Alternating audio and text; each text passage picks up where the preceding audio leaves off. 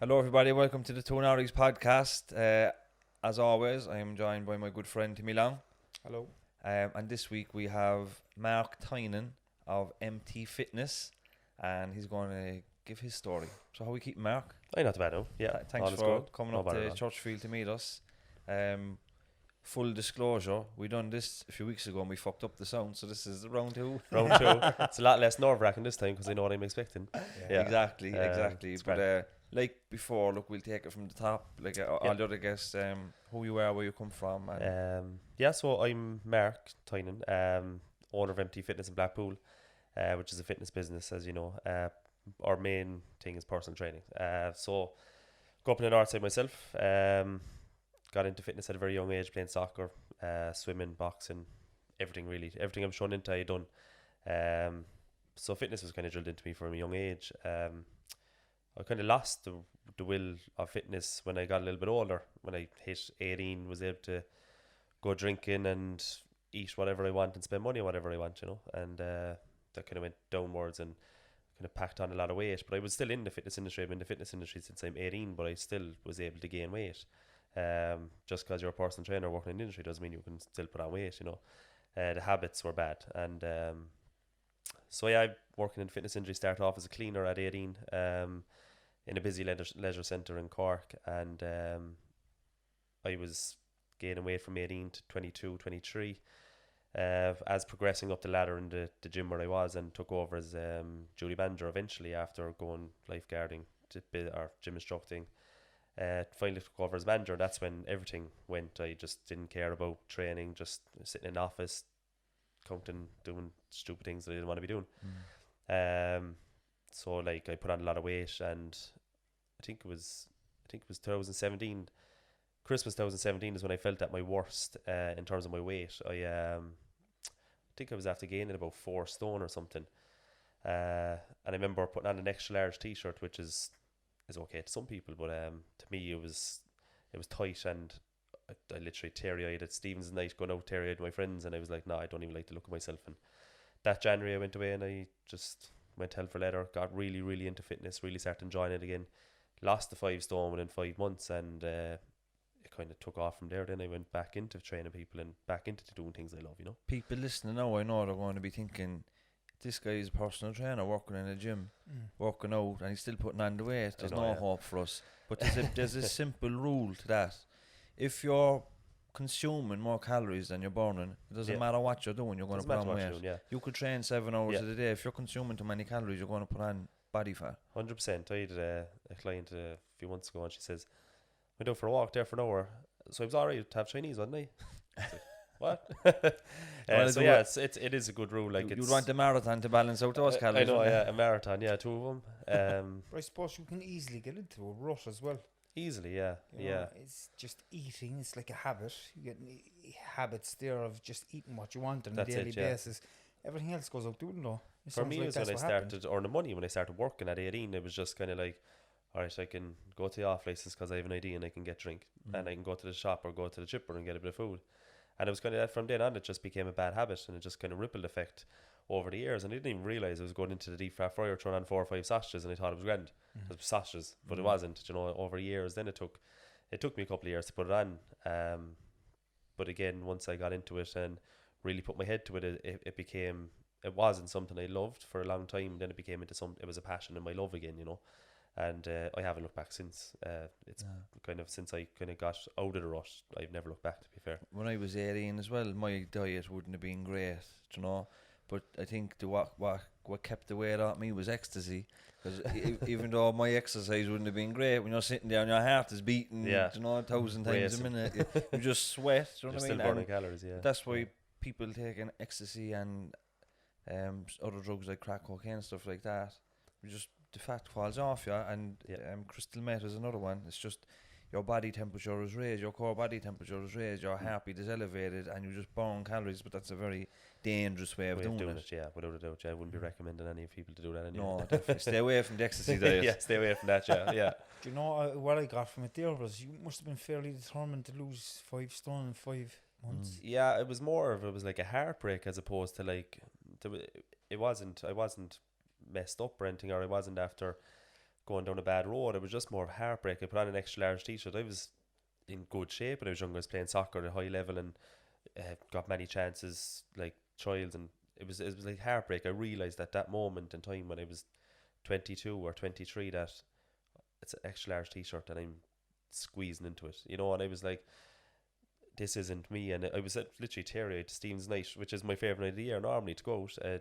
Just didn't want to go anywhere, didn't want to get in for a picture, and that's when the uncomfort started and you're pulling down your top and people are getting a picture of you, like delete that, and it was more kind of like I got very anxious, socially anxious, and that's where it began. I kind of got a bit of social anxiety because I just didn't like the way I looked, and it was going on for a long time. It was only that moment, it was like a light bulb moment went off my head.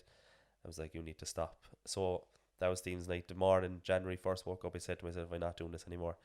Went off drink, didn't eat bad food, not even a chip, and I wouldn't recommend that to anyone. I'm a very flexible dieter now, but I didn't even eat a chip for 5 months. Went very serious, trained 7 days a week. Don't even think I spoke to my friends once, and just put the head down. I lost it, but then I became me again, you know, after that. You know, in the fitness industry, when you're a personal trainer and you're putting on weight and you feel out of shape, is there extra pressure on you to look at a certain way? You feel that, like it. I suppose it happened to all of us through lockdown, and even after lockdown I came back. And back then when I was in the fitness industry, 22, a manager of a gym, you'd be thinking, geez, the manager should be in good nick, like. But I wasn't, and it was kind of like everyone was looking at me, and you'd be going in then to cover a spinning class and you're up there overweight and you're like, they're all fitter than I am, like way fitter than I am, way healthier than I am, and I'm kind of, are they looking at me? And you're kind of pulling down your top during the spinning classes, and it's not the way you should be. There is added pressure, no, there shouldn't be, but there is added pressure to be in a certain shape, or I suppose be a role model and practice what you preach and all that. And even when I came back after lockdown, it was a kind of, I wasn't as heavy as I was, but it was still like, all right, I'm going to have to put on about a stone here now. I need to get that stone off. Like, you know, I need to have people look at me and say, "Geez, he's in good nick. I want to look like him." You know, in a sense, you know. Sounds like a lot of pressure, really, for somebody that does PT or somebody that works in a gym to be in have a certain physical condition. Yeah, and people will judge you. Like, not that I take any notice of it, but you'd always like put up in your story, you know, a picture of a pizza on a Saturday night, and like, "Hey, you're not allowed to eat that. You're a PT," and I'm like, I'm entitled to enjoy myself at all, like, you know. But there is that added pressure, and it comes at the job, and it's fine, you know, it's grand, and you have to be that kind of a role model towards your clients, and it's good to be that kind of role model too. But there is added pressure, and there is the added piss take as well from time to time. But that's good too, like, you know, all comes in it. You get used to it as you go on, and it goes back to that principle of calories in and calories out. It doesn't matter what you're eating as long as you make allowances for it. Like, that's it. Let's say I'm training with somebody at the moment, and I eat 2,250 calories. That'll get me down to about 81 kilos. If I want to have a Chinese at the weekend, I'll eat 2,000 calories Monday to Friday, and then I've some in the bank, you know. Exactly, yeah. You store your calories. Yeah, and I can have a bar of chocolate if I want to. Should just track it and just, you know, it's when you're eating mindlessly and you're just consuming calories. You're not tracking, and they pile up very quickly, don't they? It does, without a doubt. Yeah, like I was the same at the weekend. I had ice cream and a pizza, but again, I fit it into my 2,400 calories or whatever I'm on, and I was able to enjoy it. Yeah. Like, it's, again, there should be no one too strict on themselves unless they're training for a bodybuilding competition. Dieting is about being able to go out. Yeah, you be healthy, but you can enjoy yourself too. There's a thing called social health as well, and you're supposed to be social. You're supposed to go out and enjoy yourself, and that's parcel of the project or the process. Is, yeah, I'll go and I lose my weight, but I can still enjoy myself and be social with my friends. I went down the wrong route, not the wrong route. I still lost the weight, but I just didn't see my friends, didn't even eat a chip, didn't even go to a chipper, didn't talk to my family. But I knew for me that's what I needed to do to be happy, and I done it. But I wouldn't recommend for anybody else to do it, because I was kind of miserable at the time. Went through a stage, cut down, went and done a photo shoot at 70 kilos after being 110. That's 40 kilos like of a loss after doing a photo shoot, and I was miserable. Your body weight. I swear to God, I was miserable. I was like, doing that photo shoot, I was absolutely miserable. Do you know, then it's for instance, if you did break out and you did get a pizza or you did drink a bottle of 7-Up the night before, like, what it sounds to me, do you know, when you wake up after a load of drink, food hangover, and you don't know what you're after doing the night before, and you wake up the next morning and you have the beer or the hangover. Yeah. Like, I've actually done the same with food the night before and woke up and I feel you know, I wouldn't feel right at all after. It's a food hangover. Like, I'd have a very big appetite, so if I break out. Like, I could go into Son of a One and have 3 burgers, like, no problem. Do you know? And then you wake up the following morning, you're like, if I after having a lash of pints, it's crazy, but it does happen. Just the amount that you're consuming, it just doesn't go well with your body. Like. And another risk then you risk bumping into is an extreme diet, and it can lead to things like bulimia and anorexia. If if you're so restrictive for a period of time, and you're so you're eating broccoli, rice, and chicken 7 days a week for 6 weeks, and at the end, then you'll binge and you'll eat loads of calories, and it's a huge problem. Is under-eating is a huge problem. We've have so many under-eating, like we've had a few obese clients over the years, and it's the years leading up to obesity was the problem. Nowadays, or when you speak to them, it's actually they'd under-eat massively, but you can under-eat so much. If you under-eat for a certain length of time, you can actually damage your metabolism beyond repair. So like, they were probably doing that for years, and they were going around eating chicken and rice. Yeah. Do you know, alright, I'll have a bar of chocolate there in the morning for breakfast, and I won't have nothing, then I'll have a breast of chicken at night. There's no way to be living like. Do you know, and it's going into the bulimia stage and our anorexia stage. We've dealt with clients with that, and obesity. What's it like to deal with a client with an eating disorder? Do you have to be careful? You do definitely have to be careful, because obviously it's not just like they're physically, I wouldn't say damaged, but they're not physically there, but they're also not mentally there. So you have to be careful what you say and what you do as well, because they think only eating this much is the only way to lose weight, but it's not.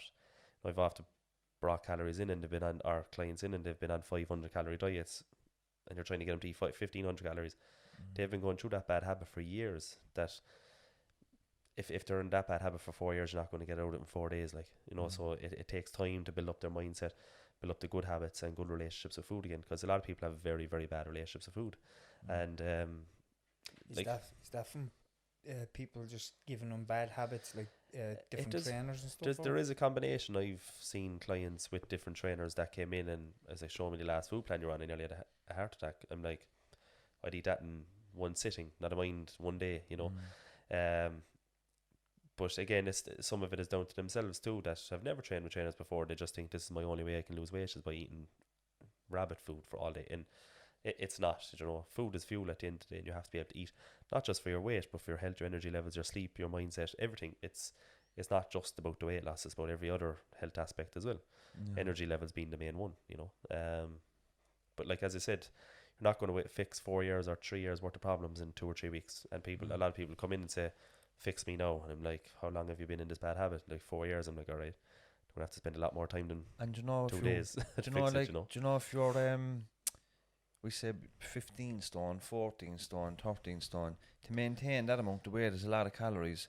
Yeah. Do you know, so you could still eat, like, let's say when I was looking to lose a stone in weight, yeah, right, I would have to eat 3,000 calories to stay the way I was. So to lose the stone, I had to go down to 2,500 calories. 2,500 calories, a lot of food. Yeah. Like, it's 2 healthy dinners, or a big lunch, a big dinner, a big breakfast, and a supper, or a snacks. Yeah. Do you know, it's like there is a lot of food. It's just we, like, in a consumer culture like what we live in, we're always consuming, or we're very quick to consume calorie dense foods. Like, you get a slab of dairy milk in the garage when you're getting your petrol for 150. You have the big share bags of potatoes. That's another 600-700 calories. It's convenience as well, you know. It's, a lot of people go for the convenience based foods, again, garage food. And like, my dad, for instance, worked in the construction site for years, and it was convenient. You went to roll, or you get a roll, breakfast roll in the morning, you get a hot chicken roll at lunchtime. It's because, again, it's not preparation, and no knowledge either as well. Back then, I don't think there was anybody talking about food or health or this or that. So like, you're going in, you're eating a breakfast roll for breakfast, and you know, again, you can still, it's the bad relationship with food. You can still go into a garage and pick up something healthy. You don't have to pick up something bad. You can go in and get a chicken wrap or something, or, and you can have the breakfast roll then every now and then, maybe once a week on a Saturday or a Sunday morning or something. But like, people are quick to go and get the bad thing, whereas like, my bad habits have gone, and I go straight and I get a banana, protein bar, and a bottle of water. That's my go-to thing when I go to the garage. But like, instead of getting a packet of crisps, a bar of dairy milk, and a can of Coke, you know what I mean? Again, you're still eating, but you're not. But you're still going in, and you're being convenient, but you're still eating well, you know, and not picking up the bad habits. In the construction industry, that is the go-to food. It is, without a doubt. The breakfast roll, the chicken roll at 1 o'clock, you know. And I often, from being in the construction industry myself, when I used to eat that kind of food, I wasn't able for no work after this food. Oh yeah, I was tired. I had no energy. I was, you know, and it was probably the worst thing you could ever eat. Do you know what? Fire energy, in the morning inside in a big roll. Yeah, but I suppose like in the construction industry back then, I think, I don't know about nowadays, but back then definitely like there was nobody talking about it. Like I think the fitness industry in general has blown up in the last 10 years. Like back then, 10, 15 years ago, there was no talk of it. Like you go in for a lash of points there after your day shift and there's no bother. Like you wake up the following morning and do it all again. So there was no problem. Like, but in the last 10 years, like all this nutrition, health, fitness industry, it's all blown up to a big extent, which is good as well. You know, I was talking to a firefighter there a few months ago, and you know, traditionally they would have had very similar diets. Now construction, you know, they would have in-house cooking facilities, high fat, high calorie foods, or high energy foods, but very unhealthy. But these days they've nutritionists and they've serious, you know, like a diet like what you put a client on, you know, fruits and vegetables and salads and meats and just a very balanced diet.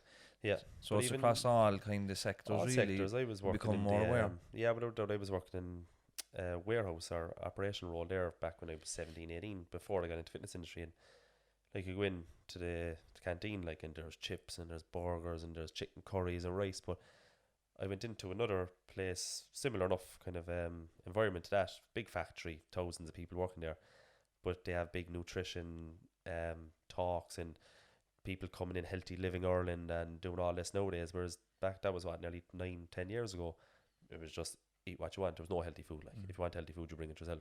Whereas nowadays they have all the healthy living companies coming in and actually stocking out their fridges and stocking out their canteens with healthy food, which is good, of course. Like, but back 10 years ago, there was none of that. Like, Do you know what else is a curse of a shop? Mr. Right price and deals in them. Because you could go in there looking for the can of Lynx and a bottle of bleach and come out of there with 6 bags of Heroes and 100 bars of chocolate for about €6. It's just so cheap. It's just so cheap. And you know, by the, like in every aisle in them shops, there's something nice to pick up. You know, and then when you're if you manage to get through the 6 aisles without picking up anything, you're standing in the queue waiting on the till, and there's a walnut whip staring at you. Yeah, 6-pack for €1. Yeah, it's just like. It's a junk food is just so cheap today. Very cheap, yeah, and healthy food is expensive, which is crazy. It's mental. Do you think if it's sugar a few hundred years ago was one of the most expensive things you could buy?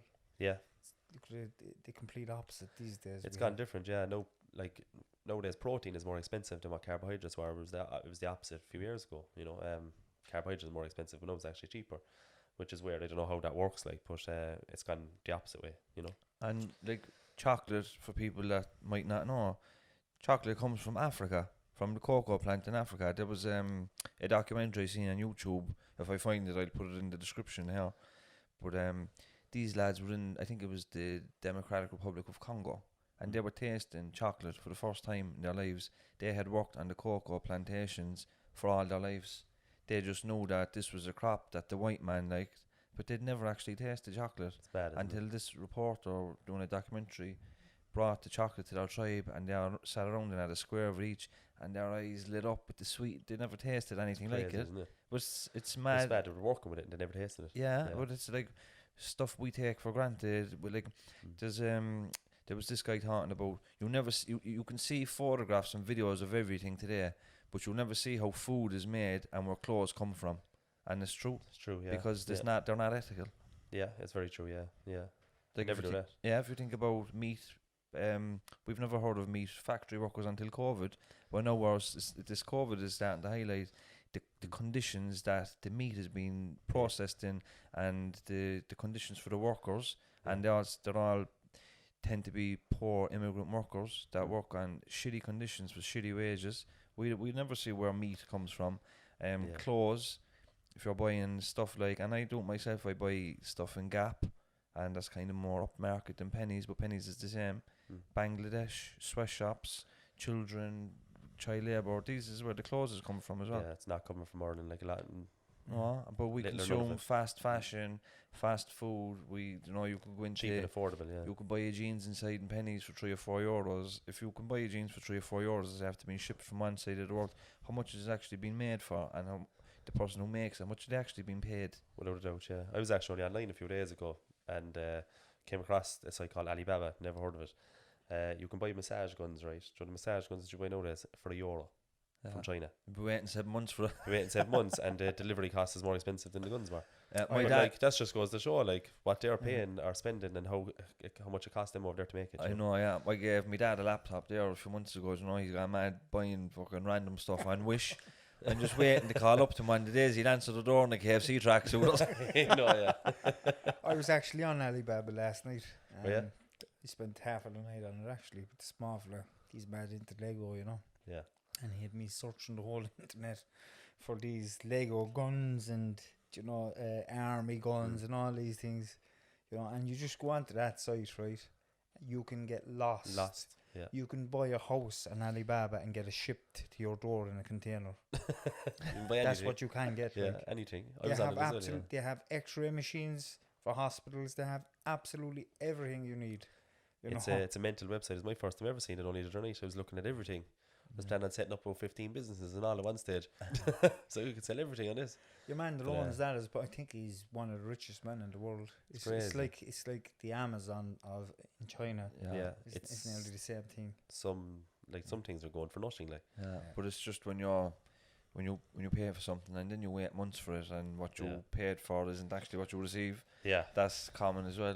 But look, we digress. We come back a small bit. Yeah, where were we? We were on about so let's say if you have a client that's coming into you with obesity, mental health issues, what's the first step, or what's the first thing, let's say, for anybody that's been thinking about wanting to change their lifestyle through fitness and nutrition, and they sign up with you? What's the first interaction like? What's the process? dogs get them in anyway for the chat first, and you have to find out what their past was like, because a lot of it comes from their past, their bad habits. We'll say if they've had an eating disorder, their bad mental health, addiction, whatever the case may be, you have to find out about their past first, because you won't know how to fix the problem if you don't know what the problem really comes from, where it's source. So like, we've had a lot of people now, obesity, drug and alcohol addiction, mindset problems that have come into us, and we really have to find out what's the problem. Now, some things that you're told, it's not my area of expertise, that I wouldn't give someone false hope and say, right, I'll try and fix you, because if I don't know what I'm talking about, there's no point in me trying. So that's like, we've had a lot over the last couple of months of people coming in with drug and alcohol addiction to us. So I have to sign up now to do a drug and alcohol counselling course, but it's only a certificate, and it's more just to learn about the problem so I can help them deal with the problem. It's fantastic. It's not about, I don't want to go down the area of counselling. Well, I might, but you never know. It's more to learn about it so I can deal with it. Because some things people come into us, we don't know nothing about. We don't know everything. So we try to our best to learn what the problem is. If someone comes into us with scoliosis, which is a back problem, and if I didn't know what I was talking about, I'd Google it. And if they said to me they have a health condition that I didn't know about, I'd Google it, and I'd try and figure out what the problem is, what it is, where it came from, how did it start, and we go from there. Then we try and learn a bit more about them. The main thing is getting them feeling comfortable. Gyms can be a weird place for a lot of people to think it's all these big huge fellas with muscles coming in. It's all about making the person feel comfortable. You'd want 60-year-old Mary coming in and we're all in our string tops with our muscles hanging out, you know. To be professional and have waffle, have a talk and have a chat. That's what they like. We're from the north side, we like talking, so we're good enough at that. So we'd it's just making them feel comfortable, you know, no matter what the problem is. And just make them feel like they're at home. I and hope they're you part of the didn't family. feel uncomfortable coming in here now with the muscles and that in here, do you know? I know. But I was thinking there as you were speaking, that course that you're doing for drug and alcohol addiction, that will give you so much of a better perspective of the people that you're going to be working with. I was only thinking that somebody like a job like yours, you're getting people that are really, a lot of them will have mental health issues. They're going to because they're self-conscious about the way they look and they're not happy with themselves. You know, you're really dealing with people that have problems like and it's a lot on all different levels. It's a lot more than just physical. For a lot of people, we'd have a form that we'd send out to people when they inquire. Can you fill out this form just to get a little bit more insight? And a lot of things when it comes back is like, what's your main goal? And the main one, nearly 99.9% of the time, is mindset development. And it's a big problem for a lot of people is their mindset, whether it be self-conscious or going through bad time at home or anxiety or whatever the case may be, or drug and alcohol addiction, which we've dealt with a lot over the last couple of months. And all those problems have driven me to become a better trainer, not just a trainer, but someone that can understand people more. Because obviously, look, we went to college, we done a course on how to teach an exercise. We didn't go to college to deal with people with mental health issues. So But dealing with those people, it nearly drive you to learn more about the problem, so that way you can help them more and help more people.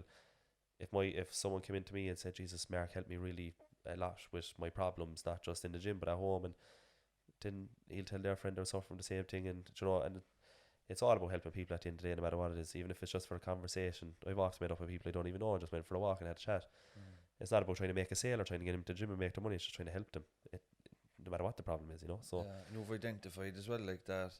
It's not going to the gym is not to be all and end all. There has to be a holistic side to it, and that's what you've identified. Like, coming to the gym here is another. Let's say if I go to you and I've drug and alcohol issues and I'm just trying to get sober or whatever, you know yourself that going to the gym is not going to be good enough for me. I need to go to a meeting. I might need to go to therapy. I might need to go to some sort of sport groups. I might need to watch the podcast that we're doing. I know that there's loads of podcasts that can be self-help. You can give direction of where to go. Or exactly. If you know people like I would know the two of you know, and if I know other counsellors in the area that they might be able to talk to you, direct them to people that you know that are good, that will help, and we'll help them with the physical side of it, and also how to clear the mind. The same way we clear mind. No, I wouldn't have went through many problems, but I'd always work on myself. Like mindset development, some meditation, organising my mind, reading podcasts, these type of things that's good to clear your mind, and it's not to be getting rid of problems, just to make you mentally stronger. So you give them tips on how to deal with those things too. We'd have a kind of private group that we'd always put in those mindset development things, and obviously physical and nutrition wise too, but we'd always put in something about mindset. It's not just about the physical and nutrition side of things. We can give you tasks to do at the weekend. Read a chapter of this book, which we found beneficial to us. It might benefit someone else. If it even helps one person, it goes a long way, I always say that if I talk to one person, even today with the two of yourselves, go into every meeting wanting to learn. So if I take one thing away from learning something with you, it might be able to help someone else learn, teach them something else, But look, I love training people, and I got into it to train people and get them results and help them lose weight.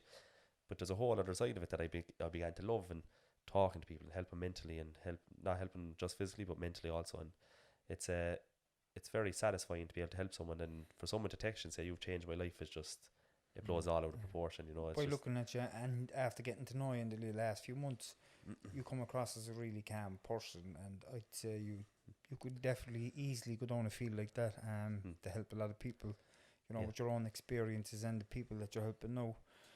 But me and James, we got to know you there about 2 months ago. You organised a fundraiser for us, yourself and all the people that you train down in the gym. Yeah.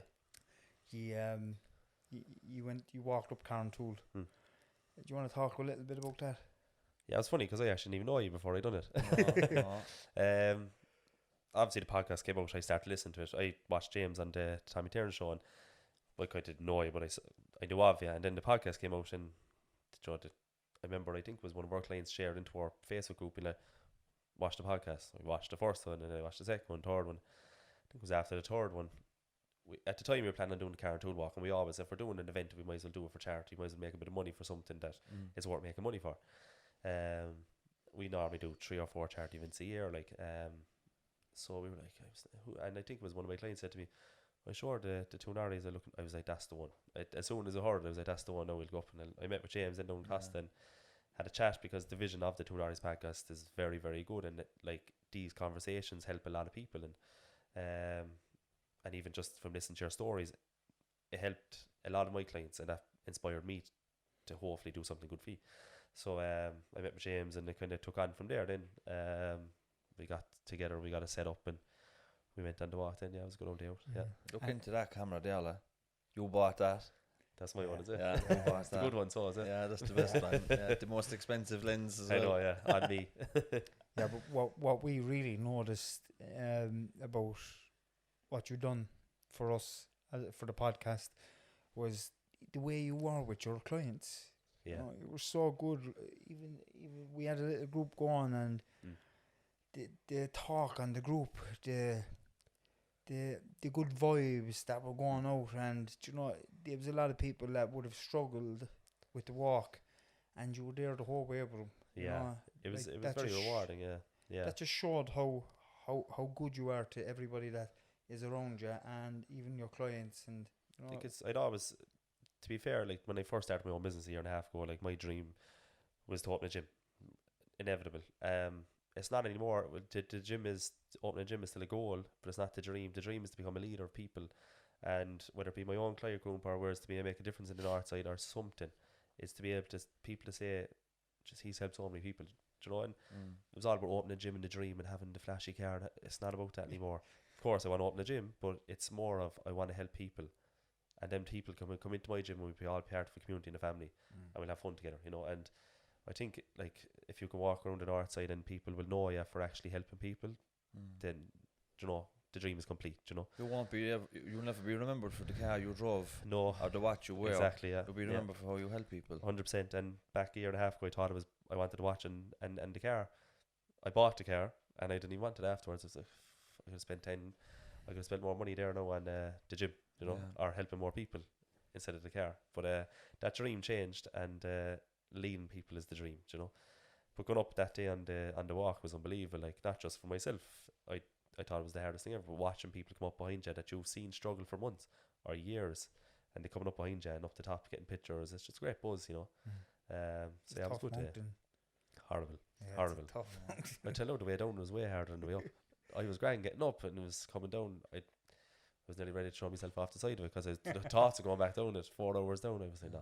There's a course over in UCC applied psychology, positive and coaching psychology. Might be worth looking into that. I think you'd be perfect for it. Yeah, I've looked into it. I've looked into a couple of courses. Expensive now, alright, like, but it's an investment. I'd love to do it. I'd love to do some sort of life coaching or psychology coaching. I think I'd be decent enough at it the way I talk anyway.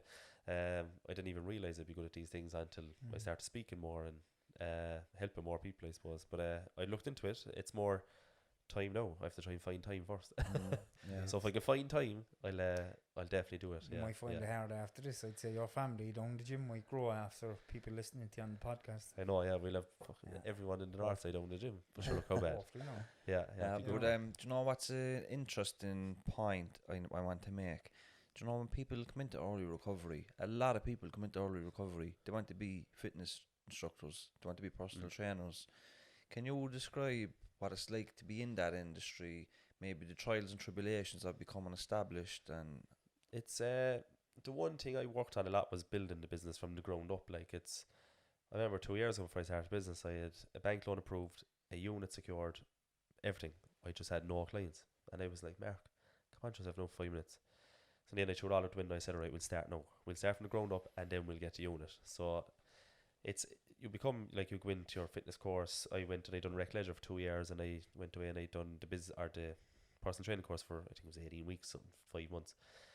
And I started, when I was working full time in the leisure centre job, I started off doing part-time personal training out in a different gym with another guy, and one client led to 2 clients, and 2 clients led to 3, and lo and behold, and that in January last year, 2019, I saw 30 clients that I was after achieving myself that came for me. And this maybe might be the time to set up my own business as a sole trader, you know. So I went down to Blackpool and I rented, and that's when it went real. And I was working for myself then, you know. I was on my own, a bit lonely at times, right? You have no staff, you have no one to talk to.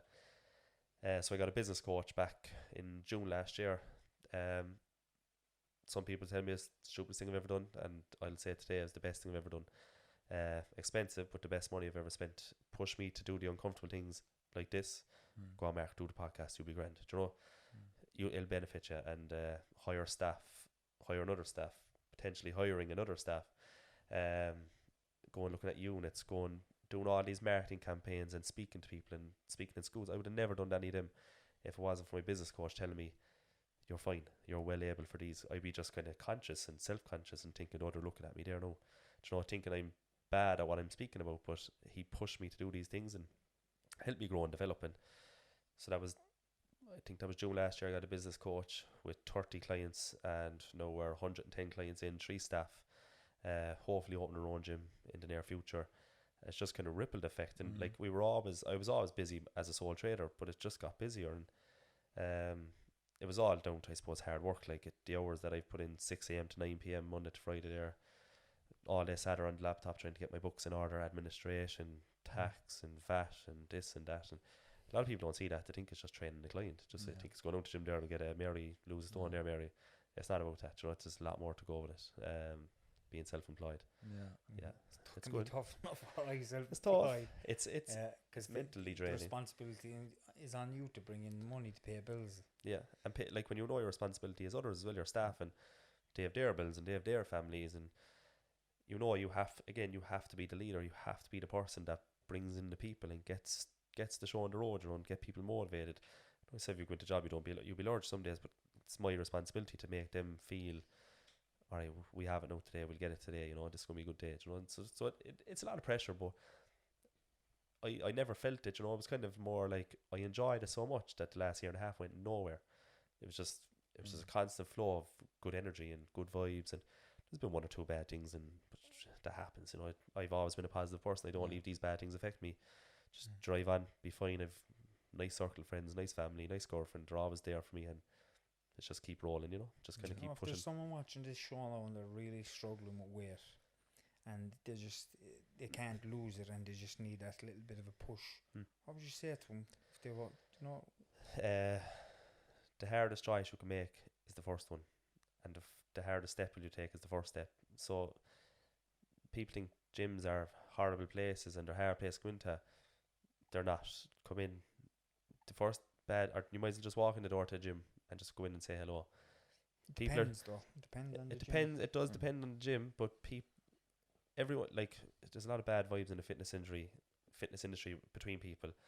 I've met with so many owners of gyms, and there's not many between the gyms. We're all in it to do the same thing. Let's just help people. Doesn't matter who it is or the way they do it. We're here to help people. If Johnny up on the road has 100 clients and I only have 10, who cares? He's helping 100 people. I'm helping 10. That's 110 people combined we're helping. So who cares? We're all in it to help people. So if there's someone watching that thinks that the gym is not for them, just go in and have a chat. They'll make you feel comfortable. And it does depend on the gym, because there is some uncomfortable gyms, and it depends on the gym, but you'll find one. And just because if you get one bad personal training experience, don't let it be your last personal training experience. We've many people come to us and say, I had bad experience before, I don't know about this now. We've all had bad experiences. It doesn't mean we stop, we just try it again, you know. And there's no shame in restarting, you know. It's like trying to find a counsellor or a psychotherapist for yourself. It is, You go to one, if it don't work out, you'll have to go to the next one. Without a doubt, it's the same kind of. And you're not going to click with everyone. A lot of people that come to me and they mightn't like me, or you mightn't like them. You're not going to click with everyone. It's just the way life is. But you'll find a person training that you click with, someone that you can talk to, have a conversation with, tell them about your problems, have a chat, and also get results. And that's the way it is. Like, if you come to me and if we don't click, it's not bad against the trainer, it's not bad against the client. It's just we just didn't have that bond. To just move on to the next one, and hopefully you find someone that will click with you, and you'll eventually get where you want to be, you know. Yeah. Do you know what I've a problem with there recently is the word diet. Diet for me is something that comes to an end when I reach a certain kind of physical state. But I'm starting to use healthy living now instead of that word, and it's so much easier for me because I know there's no end to it. There's nowhere I'm going to reach. Yeah. It's just it's a healthy living. I don't really like the diet word either. Yeah. Are you on a diet, Mark? I'm like, just being me, like just being healthy. You know, it's the way I live. You know, and I remember going out with the lads for something a few weeks ago at my birthday, and I got a salad. What are you doing getting a salad? It's your birthday. I'm like, I enjoy salads. I actually enjoy this. It's the way I live. Like, you know, relax. But it's healthy living. Diets. I don't like the word diet anymore. Cheat meal. What are you cheating on? Do you know, like, there's no need to be using that language. You're not cheating on anyone. There's no need to be on a diet. It's just you're socially interacting with people instead of cheat mealing. You're just having something nice, you know, and you're not on a diet or eating healthy. You're being a healthy person, you know. It's about looking after yourself and just not going too far. Like, for a long time I would have had a problem with food. You know, I couldn't open a packet of biscuits without eating the whole packet, or a packet of bars without eating the whole lot of them. And before I know it, then I'm nearly getting sick because I'm after eating so much food. And then the next morning I get that kind of hangover feeling and the shame and the guilt from eating so much shit from the night before. You would, the food hangover. You know, but no, I've knocked all that stuff out of my life, right?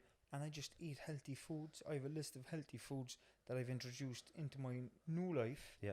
And I eat them, and I don't starve myself. I'm not going to bed every night hungry. Yeah. You know, wanting to go down the stairs and have a big bowl of cereal or something like that. I'm just nice and easy. I'm grand. If I want an apple, then I'll have an apple. It doesn't have to be a green apple. It can be a red apple. 100%. Yeah. But it's habit creation. You know, people are stuck in bad habits. Again, back to going into the garage and picking up bad food. Like, you just have to get out of that habit. If you went into it, like, bad habits can be changed. It might take time, but it can be changed. And people obviously go to the supermarket, they pick up a packet of skips there for the small fella. Sure, you're after eating a packet of skips there before the small fella even gets one. You know what I mean? And the packet of biscuits, or like when you're going to get a bunch of bananas and a packet of nuts or something, you know. And it's just that those habits you can. And people are afraid to try the healthy foods as well, you know. Yeah. So, do you know if somebody wanted to contact you without walking into the gym, how can they do that? Through Instagram or Facebook is probably the best way. MT Fitness Cork is probably the best option to text me first off anyway. And we'll put the link to your social medias in the description of the video, or the Spotify podcast, or Apple, or wherever you're listening to us on. The description will be there. We leave your social medias, as I said. Your address for your studio, which is down in Blackpool. Yeah, in the Millfield Industrial Estate, Blackpool. Yeah. So it's been some mean. Thanks for coming on the podcast. No problem, gents. Yeah, it's very, very good listening to you, Mark. And Thanks, we've become friends since we started the walk, and I wish you all the best. Thanks a million, Jimmy. Yeah, thanks, James. And see you next week, lads. Thank you. Slán.